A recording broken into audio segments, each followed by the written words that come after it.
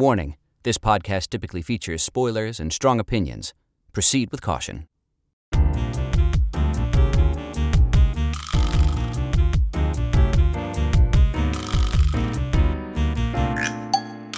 Hello, everybody, and welcome back to Then a Moment, the podcast where two lifelong storytellers talk about stories. I'm Pavi Proczko, audiobook narrator, author, singer, actor, etc. And I am Colin Funk, childhood development expert and teaching artist. Yes, and today we're going to be talking about a book called Confidence. By Rafael Frumkin. And we have a very special guest today. I wonder who it is. Oh my gosh, it's Rafael Frumkin. Oh my goodness. Hey, Raph. Hi. Hello, you two. Hey. Why don't you tell our intrepid, loyal band of listeners a little bit about yourself? Sure. So I am, as you said, the author of Confidence. I'm the author of a few books, actually. My first book, The Come Down, is a novel, kind of like a intergenerational family novel. Came out in 2018. Confidence came out this year. And my short story collection comes out in 2024. And it's called Bugsy. So I'm a writer. Obviously, you can surmise that that's what's happening for me.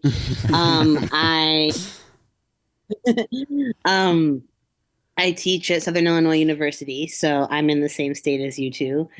I am working on a few different projects, or rather, watching people work on projects and waiting to join in because of the WGA strike. Right, sure, yeah. Confidence is. Yeah, The Come Down is in development to be made into a TV series, and Confidence so exciting.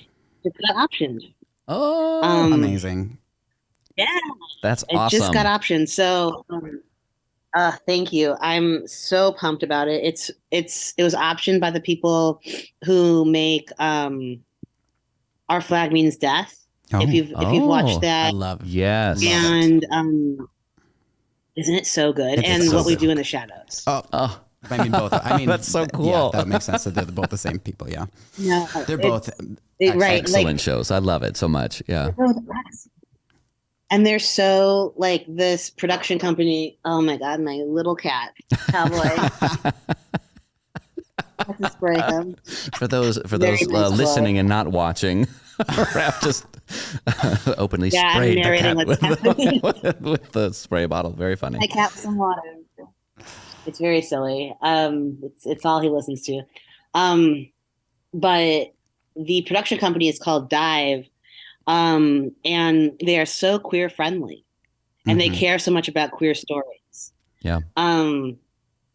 It couldn't have wound up with a better group. So yeah, that's when the WGA strike is over, we'll see how my involvement shakes out. And because of this wonderful strike that is very necessary, hopefully it'll be very profitable for me to be involved. Yeah. Fingers crossed.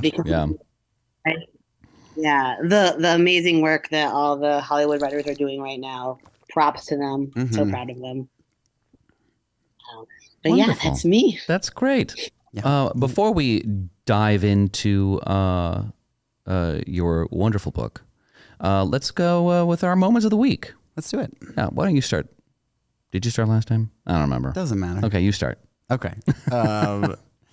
My moment of the week. I think I'm gonna go with. I've been rewatching Frasier because I don't have time to watch anything new right now.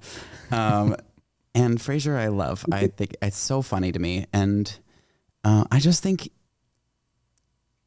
Kelsey Grammer is excellent at like being so. I mean, he does the thing where he's funny because he's so serious and so committed at being like he's kind of horrible. He is, and just like leans into the terrible things about his character. And like you believe that he really believes in all those things, but he has so like he gets so angry, but then so timid. I don't know. He's so funny. But, and David Hyde Pierce is also They're brilliant. brilliant. Oh my God. What a duo. It's, I don't know. It's crazy. Hyde Pierce if I may jump in, David Hyde Pierce and Frasier is a revelation. Yes. He is amazing. There, I mean, Like, he has, and David Hyde Pierce, full scenes where he's just like What? being ridiculous without any words. Like he's just like, he can do like, you can watch him for like a 10-minute scene where no words happen and he can just keep your interest and tell a whole story with his body. He's perfection. what's his wife's name who's never on screen? Maris. Maris. So Yes. funny. We never So see funny. Maris. Yeah. It's so funny. I love that device. It's perfect. But there's my moment in one episode that I just watched recently. They have this, they think Maris is having an affair with her fencing instructor. And it ends up coming to a head where like Niles is going to confront the fencing instructor about it to stop it. And in that scene, it's so stupid. Like it's such a stupid premise. Like the instructor only speaks German, and neither Niles or Frasier know German, but oddly their maid knows German and speaks Spanish, but doesn't speak English very well. And Frasier can communicate enough in Spanish that it ends up being this like really, really stupid translation from Frasier through the maid, through Niles to Frasier to the maid to the fencing instructor, and like back and forth. And it is so like, they do it so well. It's so stupid and so funny. And the joke just never, It's like never a gets game old of to me. multilingual.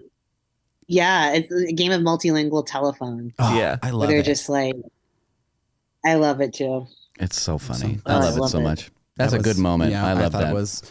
It's like, it feels like very campy and very over the top, but they just like lean into it, and I love it. Yeah. All right. My moment, we went to see Hadestown. Yes. Just a couple last days night? ago. No, 2 nights ago. 2 nights ago? Okay. 2 nights ago. Oh my God. Time's weird. So we went to see Hadestown, musical, Broadway musical. It was coming through Chicago again. Anais Mitchell is the composer, and it is a retelling of the Orpheus myth. Orpheus Smith and the Hades And the Persephone. Hades Persephone story. Kind of mixed in. like, yeah, they're parallel. And so West Side Story is brilliant. And that story, it occurred to me while I'm watching Hadestown that story and Moulin Rouge and Romeo and Juliet, which of course West Side Story is like based on, are Orpheus myths. They're like a retelling of the Orpheus myth. And it has this similar phenomenon where like I see it and there is this deep hope that it's not going to turn out badly this time, even though it has to go how the script goes. So it's like it's never going to not be that way. I mean, Hadestown is really like, it says it out loud. There's a line that's like, you watch it and you know what's going to happen, but you hope it does. Yeah, you hope the bad thing right. doesn't happen this time. Yes. And I thought that was really brilliant, and that gets me a little bit closer to like how one does that in a story. If you're like creating one, how do you make it so that it's fresh and new every time, even though you know it's going to go badly. Right. But they did this thing right at the end where they start the whole story over again. And the end of the musical is basically just the first scene once more. It's like another version of the first scene because they're starting the story over again. It's like a loop. Yeah. I was just so moved by that. It really like struck me because when I was like watching Moulin Rouge as like, a 16-year-old little gay boy, it's like I would end the movie and then immediately start it over again because I didn't want it to be done and I wanted to get through it again. And I don't know, there was something there that I was like, oh, it did the thing that I had to do by just like going back to the top of the DVD. Sure. Yeah. But it does that in the story, and I thought that was really brilliant. It was like really There's something very meta about that the story itself is doing what each of those stories does every time it gets put on. Mm-hmm. Yeah. Yeah. That was great. Raph, how about you? Well, so, oh, yeah. Talk to me. Yeah, the title of this Broadway musical was? Hadestown.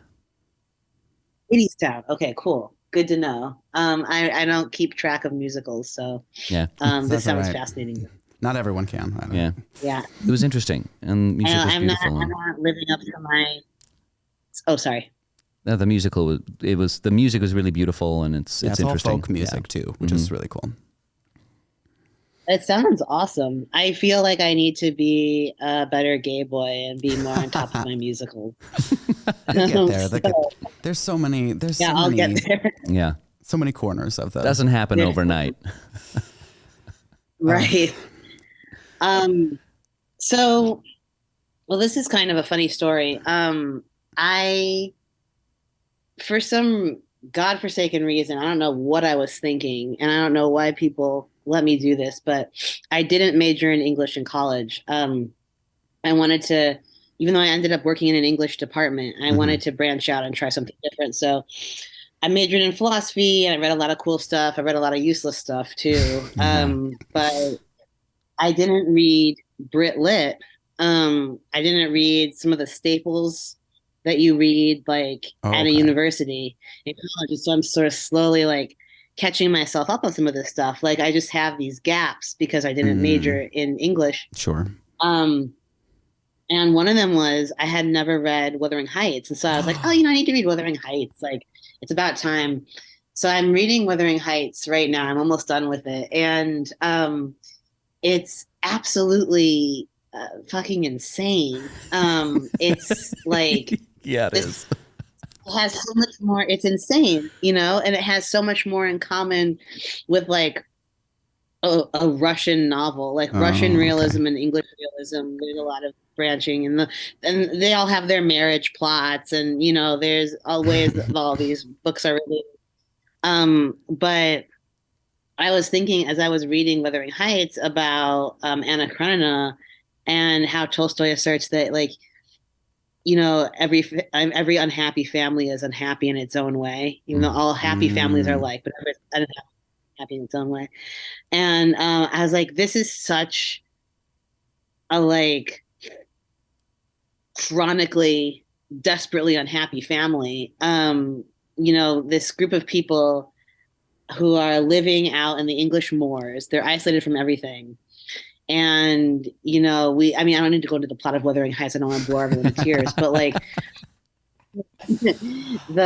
my point is, you have with this book, you have Heathcliff, who's kind of the standout character, everyone's favorite bad boy, just wreaking absolute havoc with these two families. And I remember I was talking to my grandma a while ago about this, and she told me how much she loves Heathcliff, how much she loves this man who at one point keeps his niece imprisoned in his house so she'll marry his son, like you do. And like you do, one is wont to do. And it's weird that at any point in time people were like, oh, Heathcliff,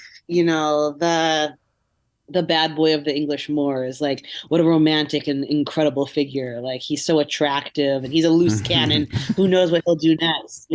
He came from the streets of London. He'll wreak havoc in your pastoral estate. And it's Bronte so clearly intended him to be a villain. There's not, at least in my mind, and I didn't major in English, so I don't have any interpretive framework for it, but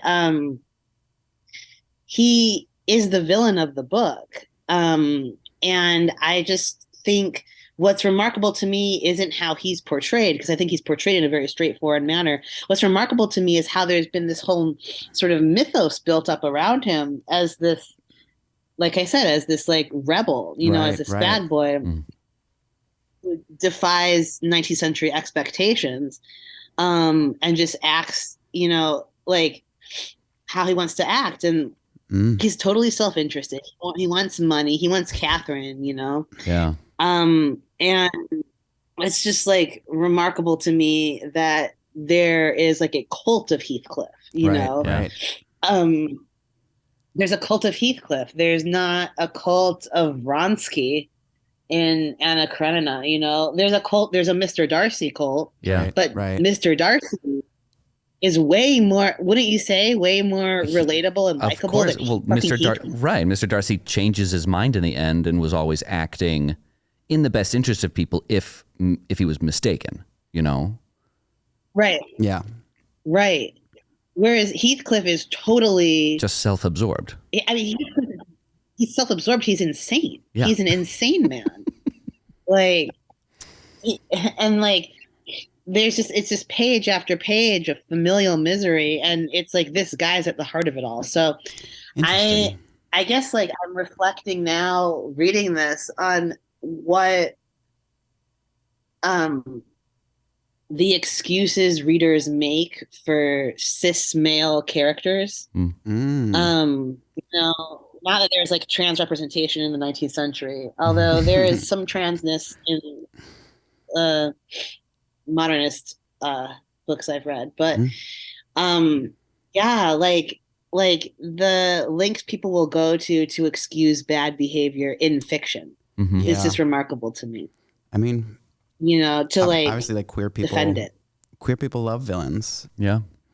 And obviously because they vilified queer people for so long. Right. So it's like, I wonder if it has something to do with that kind of I wonder if it's the same kind of instinct to just like it feels rebellious, it feels anti like counterculture. Yeah. Like I don't know, it feels weird for like that's for that. That's like I wouldn't look at he right. Would. Yeah. Yes, but even think about like it's not even like men are looking at Heathcliff necessarily and saying, "Oh, that guy's real cool." It's like women that have a crush on the bad boy. And you know that's and you know that known kind of phenomenon. Like, yes, like it reminds me of this is far more extreme than Heathcliff, but women going to Ted Bundy's trial. Oh yeah, and thinking like, here's a man who rapes and dismembers women, and there are women who have such deep internalized misogyny, such crazy hatred, right? And they're like, I can change him. Honey, you don't want to change like get as far away from him as you possibly can. Yeah. I don't know. So yeah, being taught to sort of idealize the misogynist, you know, in popular culture. Yeah. And I wonder if that, you know, I wonder if that is, as Colin mentioned, that there is like a parallel there with, you know, the gay phenomenon of liking a lot of villains, liking a lot of these like, you know, strong, like we love Maleficent, we love Ursula. I mean, they're very like, but like anytime they give like queer coding to a villain, there's like, I mean, queer people are like, no, they're great. They're mine. They're ours. They're not bad people just because they're queer guys. Yeah, it's fine. I wonder if it's something to do with like seeing their difference in the context and wishing they could do that is kind of like I wish I could just let go and get what I wanted. Finding the power in that. Yeah. But I would also say like a lot of the queer coded villains, some of the ones you just named, and I would add Ursula to that list, are kind of like drag queen almost, right? Absolutely. Like, they're, you know, they're either drag queen personas or there is in some way kind of, you know, codified as like gay cis men. And I'm thinking of like the villain in Pocahontas. Scar. Oh yeah, the villain in Pocahontas. Yes. Scar. Jafar. Yeah. Oh yeah, that like very floppy. And so, I forgot Pocahontas. That's a good one too. But they were all acting kind of against like cis heteronormative love. You know, they were trying to thwart like a lot of these Right. really normie good guys.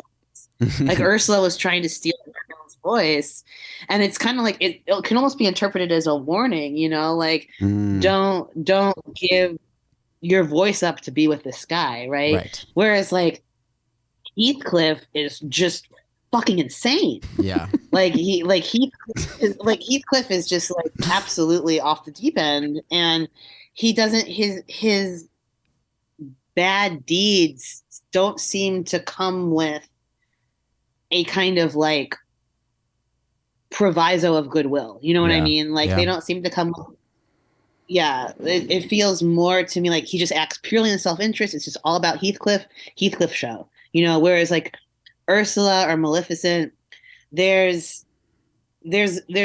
something there that's different. I agree. There's more heart there. For sure. You know what I mean? Mm-hmm. There's a history. I don't know. There's a bit of a history Wuthering that's Heights, so not. I mean, of course, there has to be history in Wuthering Heights too, but I'm sure. But I don't know. There's a playing within the rules until you can bend them out of it. You know. Mm-hmm. Yeah. Absolutely. There's a play, and there's like I think a lot of us queer folks identify with those villains because we were left out of the straight love story. Yeah. Yes. You know, we weren't part of the sense. straight narrative. Yeah. Yeah. I think. Whereas, I mean, there's a lot of villains that we tend to gravitate towards. Yeah. Just generally liked villains. You know, that it's not just. It is interesting that Heathcliff is one of them, but yeah, there is there's a, you know, we do, I think people tend to, for different reasons, obviously, and like who they gravitate towards is individual. That's kind of a bigger conversation at that point. But yeah, that's really interesting.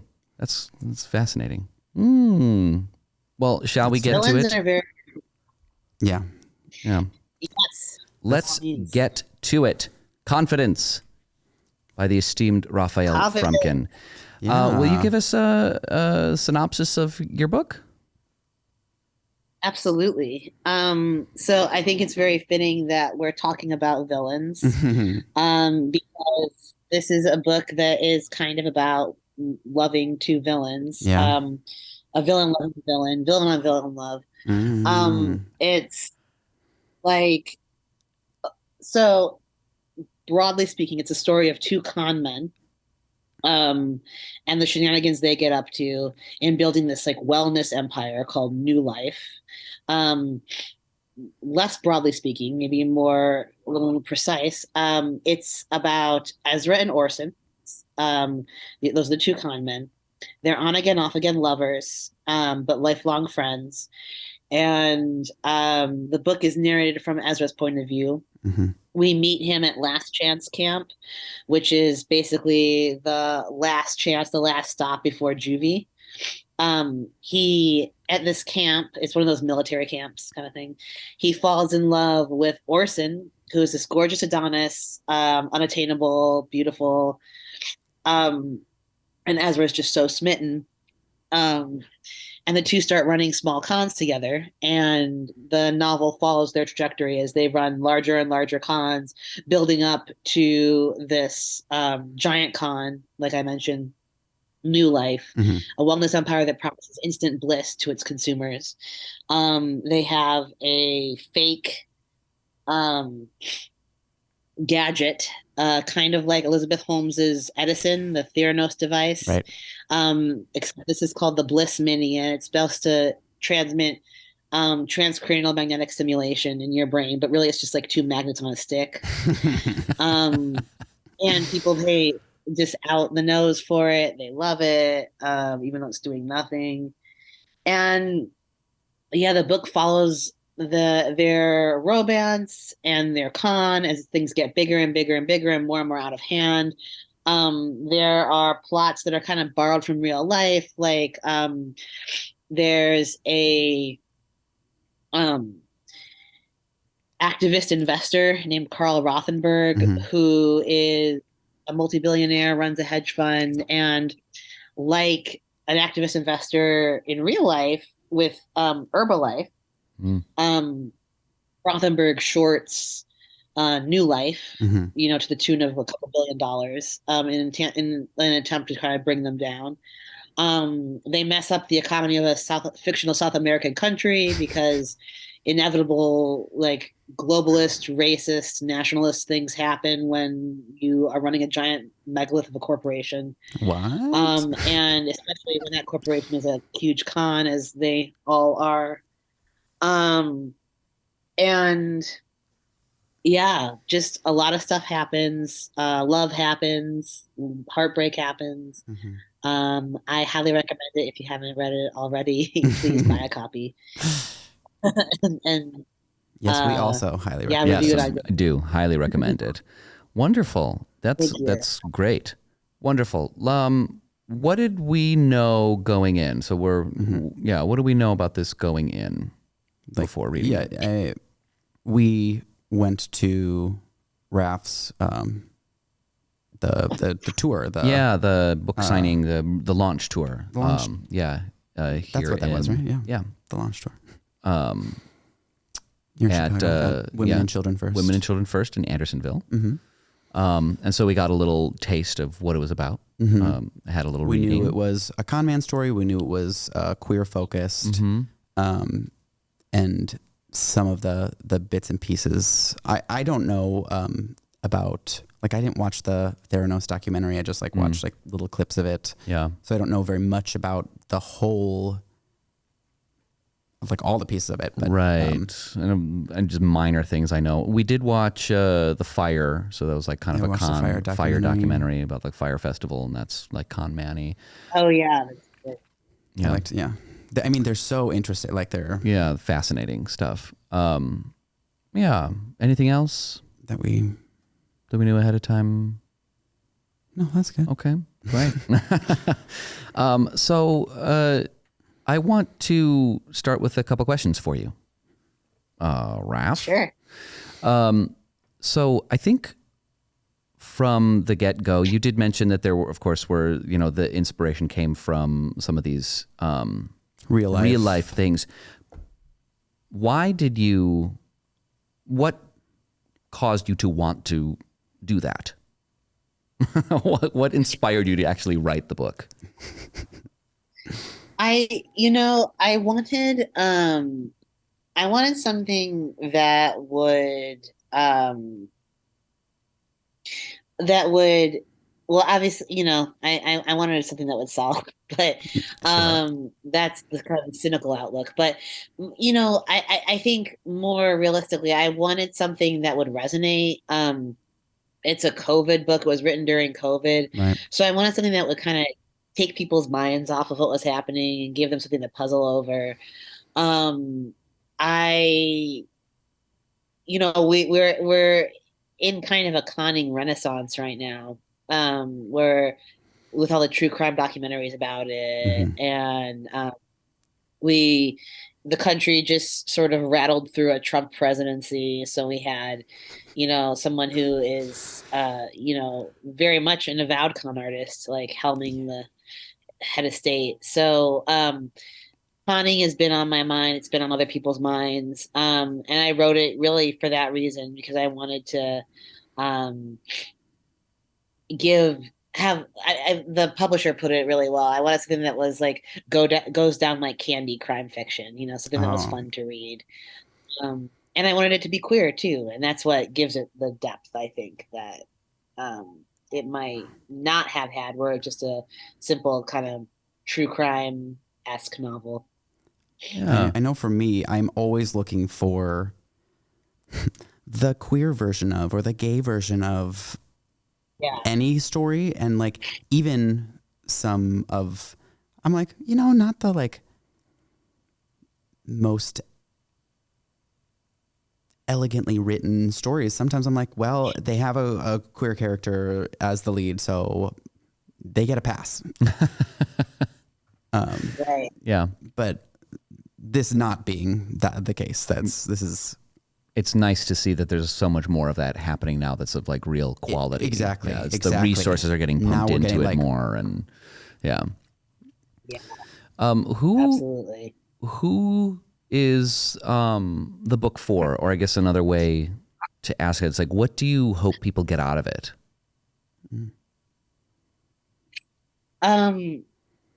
So I really hope that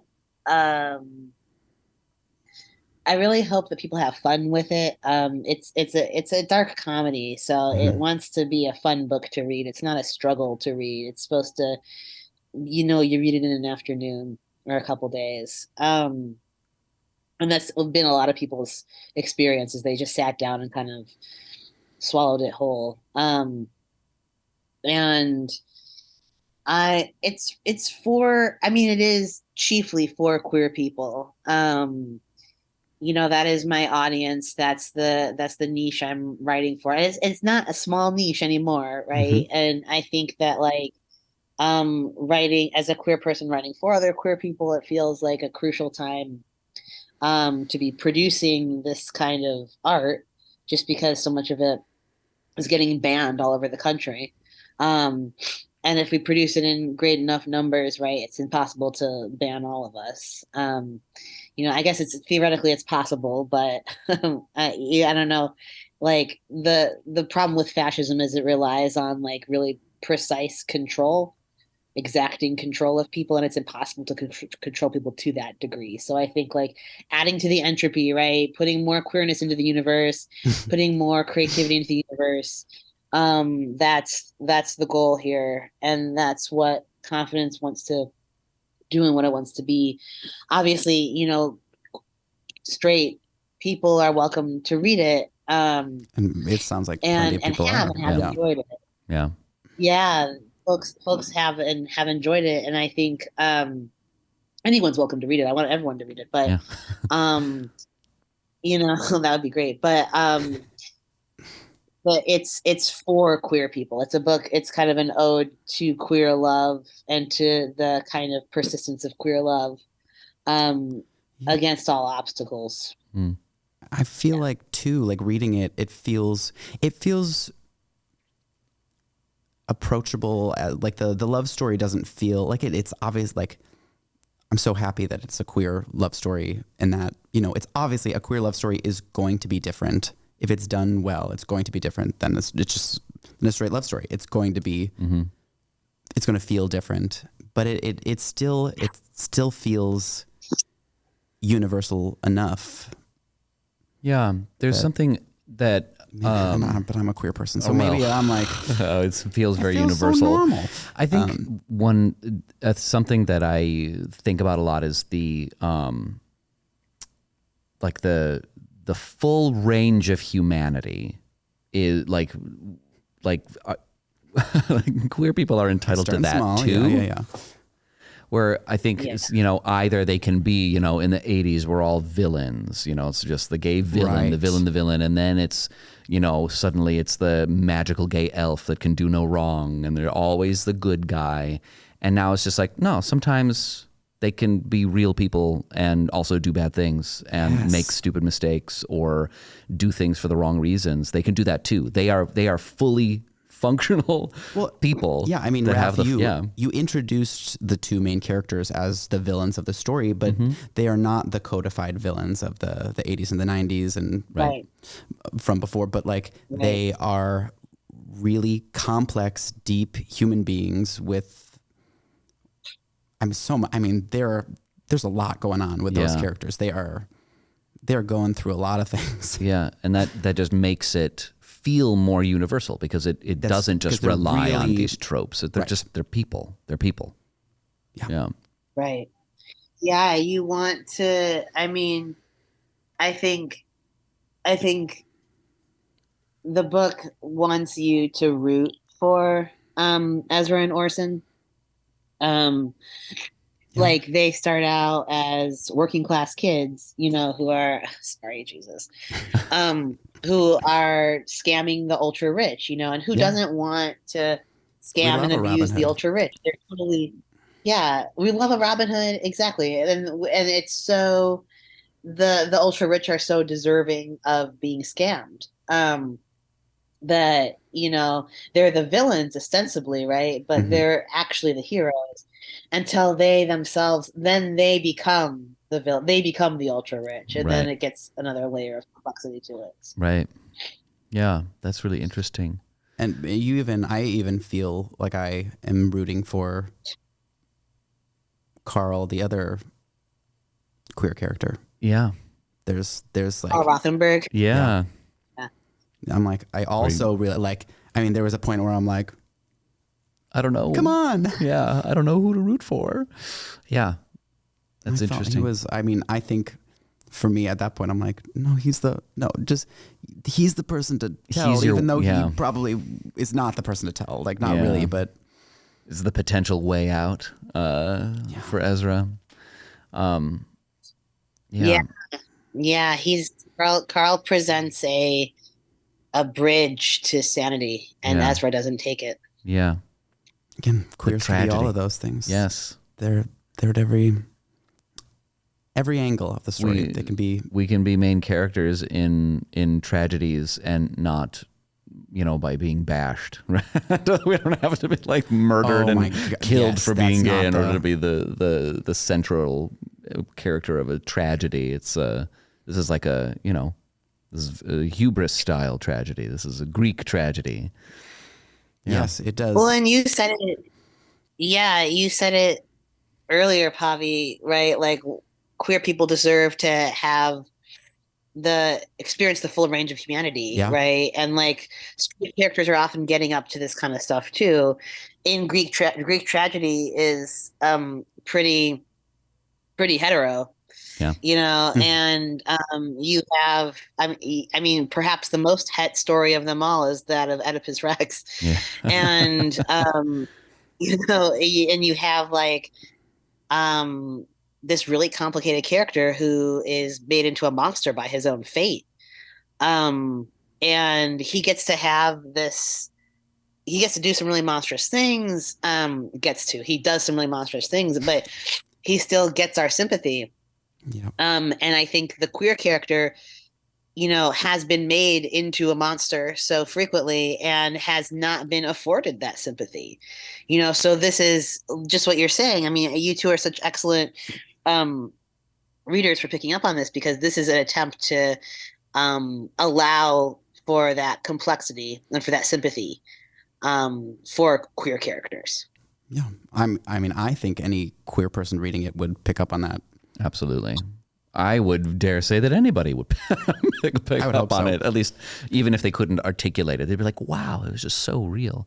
But it does. Reading it really felt like reading a Greek tragedy. Yeah. It felt like that kind of depth of character, and like these situations going so kind of like big and extreme, and feeling like this hand of fate pulling him along. And it's like Orson being this like demigod figure there's like more than human, but still like very human, flawed. It really, and just like Pavi was talking about with Hadestown, like that's the cyclical nature of those stories where we're kind of like ending where we began. Like it really, this book has kind of that same striking moment. I loved like if our listeners haven't watched or read the book at this point, we always suggest that everyone read the book beforehand, so then you can because we do a lot of spoilers, but you'll enjoy this a lot more. Go out, buy the book and read it first. But it starts off at the end. So we start kind of, it's like that Moulin Rouge thing. It's where we start like, this is where we end up and how do we get there? It's that we know the angle. whole time from the beginning that he's in jail. We know it didn't go well from the beginning. Yeah. And I think something about how exciting, like you said, Raph, like my experience was like, it was very exciting. I did not find myself wanting to slow down, and I very quickly like didn't even remember that that's where we ended. Like we got back to the end and I was like, oh yeah, that's where we were here. Mm-hmm. Oh my gosh. Yeah. That's where we're supposed to, it was exciting to like end up back in the same place. And the way it ends does feel like, okay, we're in a cycle. We're back at the start of this cycle. Just like Hadestown, just like the Orpheus myth, like all of those where you do know ahead of time and you just hope for it to go differently. You forget where you were going to go, even though they told you right from the top how it was going to go. It's fascinating. So kudos. How'd you do that? What? Yeah, Pavi's been racking his brain.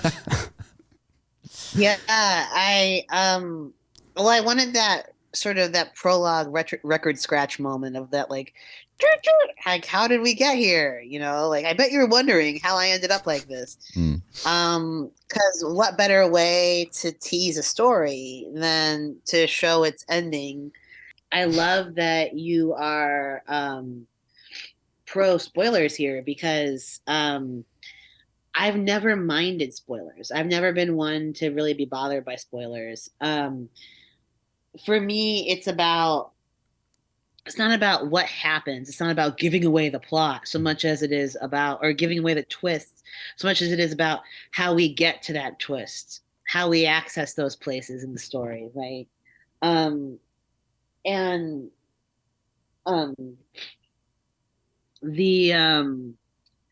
Okay, Bubba, thank you. Here's Bubba.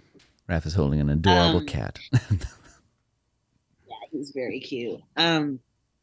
It's about how we get to those places, and I think that figuring out, like you're talking about, you know, rewatching the Orpheus myth, right? Like, over and over in these sort of different instantiations, these different capacities, you know, as Romeo and Juliet, right? And then watching Romeo and Juliet as West Side Story. You know what's going to happen. You always know what's going to happen. The joy is in watching it unfold. The joy isn't in nailing down the plot points. The joy is in watching how we get to those plot points, watching how we access them. And so that is what the book wants to do, right, is like open with a spoiler and then show us how we get there. Why do you think that is something that we crave? Why do people want to watch it unfold if they already know it's going to go badly? Yeah. Well, you know, it's like for Aristotelian reasons, right? Like you could go back to the Poetics. People like mimesis. People like seeing their emotions expressed by others in a work of art, you know? So like I can have a very cathartic reaction to the separation of these two lovers, right? Or I could have a very like, I can cry just like I'm crying right now. Fucking sunscreen. I can cry about, you know, a character's death, right? And that tearfulness can be a proxy for real grief in my own life, you know? Right. I can work through problems in my life. I can work through emotions that are difficult by consuming art. Art allows me to feel in like a safe and kind of controlled way stuff that feels unwieldy outside of that the consumption of that artwork. So I would say that we want to be made to feel, you know. It is such a delight to be made to feel things. You know, to be made to, that sounds a little bit harsh, but I think like the provocation of these emotions is cathartic for the viewer or the reader. Well, I mean, to your point, like to be made to feel this way, like I think there are some of these emotions are like it's hard to give ourselves permission to. So like someone kind of taking us there and like it's like both giving permissions and like pushing us into it does feel a little bit willed because like it's kind of a relief that I don't have to make the choice. Like, yes, somebody is pushing me to it. Like I get to, you're right, I do want to feel, but like if I won't give myself permission just at every day to do it. And I think that's, part of the reason why we need art and stories is because in real life, there are things that stop us from feeling those things either in the moment or like we have to deal with something else and move past it quickly. Yeah. But like, I think there is an element of being made to like, and someone else has given permission, being the storyteller, and there are guardrails. It's finite. It's not anything can't happen. There's going to be very specific things about this story, and you might be surprised, but there's a limit. It's not going to go beyond here, which speaks to the safety. Yeah. Sure. Safety. Yeah, and it's not happening. It's not happening to you. You are bearing witness to it, right? You get to be the Greek chorus. Yeah. You can be the Greek chorus. You can be the the commentator. Without being a direct participant, because when those feelings are provoked in us in real life, we're usually participants and we're usually sustaining some kind of trauma, and so to be able to feel the full range of human emotion without sustaining those slings and arrows, right? Like, I mean, I think that is the dream of art. That's what really good art does. And Absolutely. For the sake of teaching a lesson at some point, or just broadly giving understanding about human similarity. Like, we are human at the very least, even if there isn't a moral of the story, it's just you understand humanity just a little bit better. Yeah. That's interesting. Yeah. I listened to the audiobook. Oh yeah, I wanted to ask about that because we divvied it up to so we had slightly different perspectives. But because this is the first, I think I mentioned this to you, Raf, but in that same vein where it was this was the book that I read. It was the first book I've read, the first physical book I've read all the way through since I've graduated grad school, because I got so sick of reading all the time that I talked to, so the prompt or the word, the Julia Fine at the moderator. Moderator. I'm so good at words. This is why I'm not the writer. The moderator at your the launch tour at Women and Children First, Julia Fine. I happen to know. Oh, I didn't even mention. I happen to know. Just fun fact for the audience, me and Raf happened to go to preschool together. Yeah, so I didn't know when I was going to bring this up or if you wanted to bring this up, but yeah, Colin and I we are childhood best friends. Yes. He was a dear friend of mine, and we just happened to reconnect in adulthood, which is really cool. It was very cool. It's because I mean, really, we were inseparable in preschool, and then years later, we get to reconnect. It's very cool. Yeah, we were both in and around the Chicago area, and it just worked out. Yeah. So, I feel very you sent me the sweetest message the other day. Colin sent me a happy Pride message from I forget what it was. It was just from the two queer people we grew up to be or something, and evoking our something. We were always meant to be, exactly, because evoking how I think we were drawn to each other because of our queerness when we were little, and then it just manifested in adulthood, and it's just very sweet. And that's a genuine tear. No, it's I mean, I'm actually not crying. I want to cry because it's so cool. It's so sweet. It's so sweet. It's so sweet. So yes, thank you for that message. And that's my sidebar. I was just, I was like, oh, so much queer love in my life right now. Just that's Pride is my time of reflection of. Yeah. I'm not a big crowds person, so going to a lot of Pride events is not my jam. But I still want to revel in celebrate. Yeah. In queerness. But yes, you were saying Julia Fine was moderating, also an author, also somebody I happen to know. Weirdly, it was a weird coincidence and very exciting for me to go watch both of you talk together, and both of you brilliant people. And I talked to Julia after, because I tried to read Julia's book before I tried to read your book, but her book was a lot darker, not really comedic at all, and was very connected to the subject material of my grad school. So it like felt really laborious. And then I talked to Julia Fine about it. That's the only reason I'm talking about it, because she knows. But she's like, oh my God, don't read my book first. If that's not the right choice. No, read. She's like, Confidence, you'll read it super quick. It'll get you back into reading.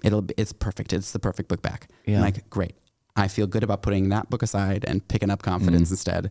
And it really was. The reading experience was, it's exciting. It's like exciting, and it doesn't feel, sometimes with ADHD, reading feels like a chore to me, just in general. And and it has to be, the pacing of this worked so well and so exciting. And the way everything escalates, it's not crazy, but like, it like feels like a curve up, like an exponential curve, where it's like, yeah, it's moving. And then it gets really extreme at the end. And I'm like, oh my God, it's just like so exciting that it really was such an engaging read, while at the same time, like, of course, like being really drawn to the queer characters and wanting to root for them and follow them. And it is always something that I look for, but it's not often done in a way that feels like really deep, or really like that like kind of like, it's not about the tropes. It's not about the normal devices of queer fiction. But it was exciting, and I liked it. Yeah. With the audiobook. Yeah. Well, I was just gonna say, that is such an honor to me, Colin, that like the book that got you back into reading. Yeah. And I hope so the Julia Fine book, was it What Should Be Wild? It's not that one. It was the Upstairs House. Upstairs House. Upstairs. Okay, I haven't read that one. What Should Be Wild is fantastic. That's what I've heard. Like that's, and I also just downloaded her. I know Madalena in the Dark. We just, her new one just came out. So yeah, that one. Very exciting. I'm excited to read them all, but I've only read What Should Be Wild, and I really loved it. But thank you. That I'm really glad that I was your first read back, your entree back into the literary world. Well, thank you for providing such an exciting story. Yeah. In fact, this was actually the first audiobook, fiction audiobook that I've gotten through in years. I've been like trying to do a Brandon Sanderson book for like 4 years. I'm like halfway through and I can't get to the end for some reason. And I was thinking like, maybe I was like, I do audiobooks every day. I don't want to do it anymore. Like, I don't want to like listen. It's like hard to motivate myself. But I found this very, very easy, and I was very reminder pleased. For listeners, Pavi records audiobooks. Oh, right. Yeah. Reminder. Sure. I'm sure I'm doing it all the time. And so I think it was such a departure, genre wise, that I'm like so steeped in so much of the fantasy, world and the lit RPG and cultivation and everything. So that when you have these like big epics, I think I get tired. With Confidence, I was like, this is great. It was so fun. So that also inspired me. It is the opposite of a big epic. Yeah. It is so not a big epic. It's a slim little guy. And it's so exciting. And I thought that the narrator was excellent. Yes. M. Grossland? Is that what it is? Yes. Yeah, that's their name. M. Grossland. They're a non-binary. Yeah. And you had a hand in choosing specifically? Yeah, I chose them. I had a list of people I could choose, and I was like, well, it's going to be a queer person, and it needs to be a trans person, hopefully too. And so I kind of narrowed it down, and I found them, and I was just like, I love their voice. So it was great.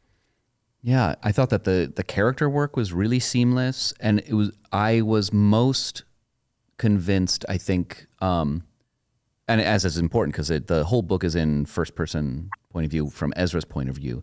I mean, M is Ezra to me. Like when I'm I thought it was perfect. That's cool.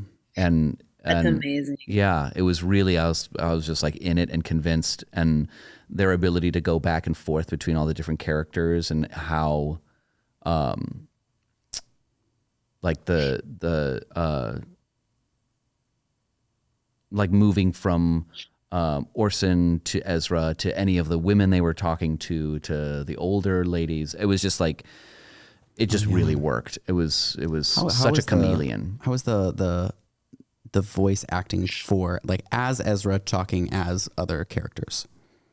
Oh, I'm always curious about that. that's interesting. I guess I didn't realize that was happening because I wasn't looking at it. No, but I mean like because they're the narrator of the story, so they have to be talking as these other characters. But it's, and maybe like that's you said, the narrator, part like of why it feels so seamless, because that is the trope of the book, is, you know, where it's from first person point of view, so we're always hearing it from Ezra's voice. Exactly, yeah. And so I'm sure that just makes it better. That makes it easier for me to fill in that blank. Well, that's what I'm like. In terms of the performance, like, like, do you think that is something do they? I guess like I'm always curious, like how much people are adjusting their voices for different characters. Yeah, they did quite a bit actually, but it was. I'm assuming their kind of, you know, standard speaking voice was, and I always do this too, but was just the point of view character. Yeah, that makes sense. I usually do. It's like point of view character is going to be just like my voice, or at the very least, the narration is going to be my voice. But this is one and the same. But they did change their voice quite a bit. It was really noticeable when they were someone else too. But still with the through line, they were very talented. I'm very glad that you chose them. I thought it was great. I'm glad I did too. Glad I did too. I actually still need to listen to it. Oh God, still need to listen to it. I have a couple free downloads, and I need to take a listen. I just know that everyone's been raving about M to me, and I'm like, hey, tell them. Yeah, right, exactly. You know. Yeah, it's always hard to, I mean, like Pavi knows, it's hard to like get pointed to the narrator. It's hard themselves. To get to the narrator. We don't have much access to our readership. So listeners, show some love. Yeah, show some love. Go reach out to your narrator. We'll do some tagging. Absolutely. Yeah. That's sweet of you guys. Of course. Is there anything that we haven't talked about yet that we want to bring up before we get to our superlatives? I'll talk about things in superlatives. In the superlatives, is there anything that you feel like you'd like to say, or should we move on? I'm happy. I'm with Colin. Let's talk about it. Right. Let's talk in the superlatives. All right. We're going to start with our Oscar-worthy moment. Yes. All right.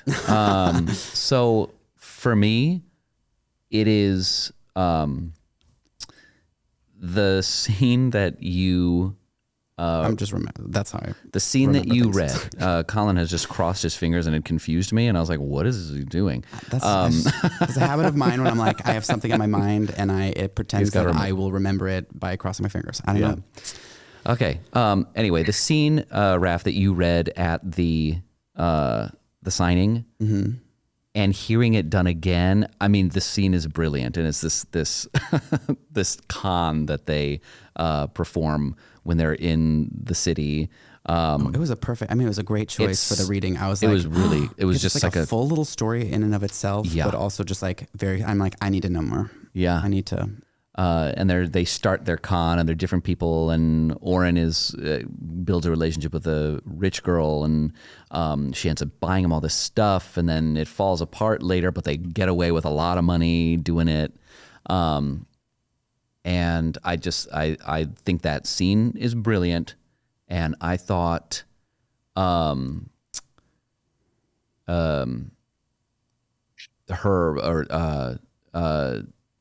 the voice that did of the character Jamie, the girl. Jamie DeCroy.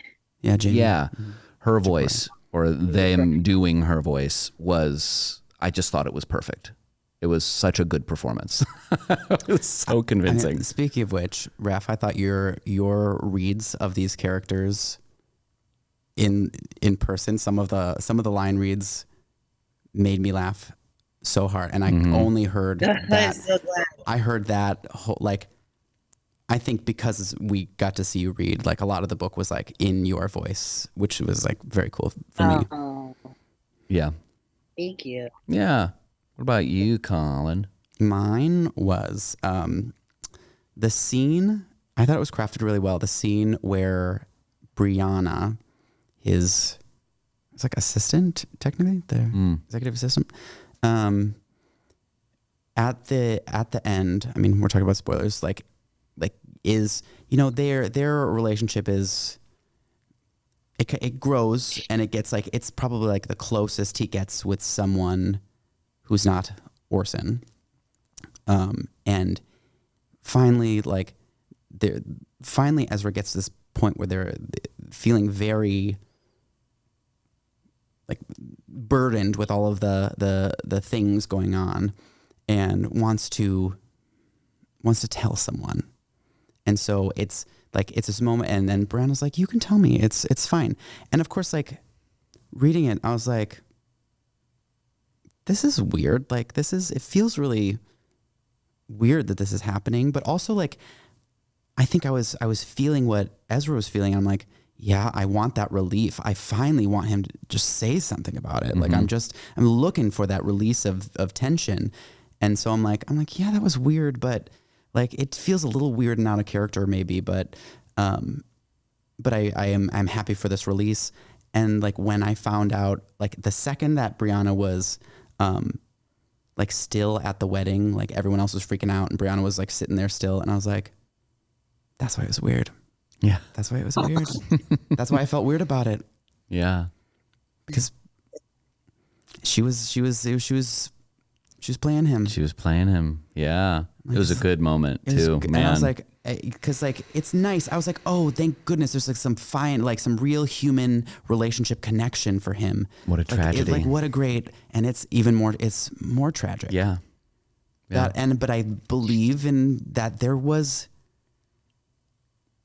I think she really cared about him, and she believed what she wasn't just like saying, she listens to him and but says, I love you like family. And I was like, thank goodness someone else is showing him love in a way that he can at least take a little bit. Yeah. In a way that Carl tried to, but was not successful at doing. Yeah. So I thought that moment was really well crafted. And then it let me feel all the things that I should be feeling. And then at the reveal, I was like, that's why. It was good. It was good. It was like a two-for moment for me. Yeah. Wow. Raph, do you have a moment, an Oscar-worthy moment for your own story? Please. Please tell us. Yeah, I think it's the final scene. I won't give that away, but I think it's the final scene.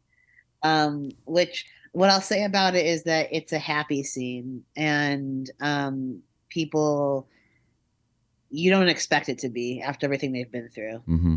So, well, I think that wraps up everything that we wanted to talk about. Confidence. Thank you so much, Raph, for being on the show. We really appreciate it, having important, talented people on the show.